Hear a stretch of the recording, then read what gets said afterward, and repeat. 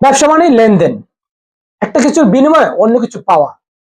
আর সেই অর্থে আমরা যে যাই কিছু করি না কেন, দিন শেষে সবাই ব্যবসা করি। আপনি রাজনীতি করছেন, ভাবছেন সমাজ সেবা করছেন, সমাজ সেবা ঠিকই করছেন, কিন্তু সেই সেবার মধ্য দিয়ে আপনি এক ধরনের ব্যবসায়ী করছেন। আপনি শিক্ষক, আপনি মনে করছেন আপনি শুধু শিক্ষাই দিচ্ছেন, কিন্তু সেই শিক্ষা মানেই জ্ঞান বিনিময়ের মাধ্যমে একটা ব্যবসা করা।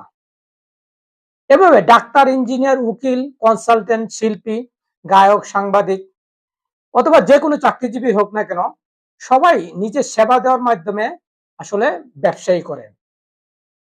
একজন ধর্মগুরু যদিও টাকা সে নেয় না, কিন্তু তারপরও সে পরকালে নাজাতের উসিলা অথবা সওয়াবের আশায় কাজ করে।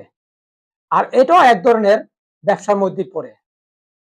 কারো সাথে শুধু ভালোবাসা টিকে না যদি না অন্যজন আপনাকে ভালোবাসে বা এর বিনিময়ে কিছু দেয়।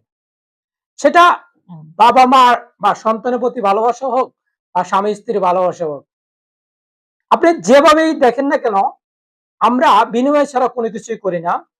আর বিনিময় মানে ব্যবসা। দিন শেষে সবকিছুই আসলে ব্যবসা।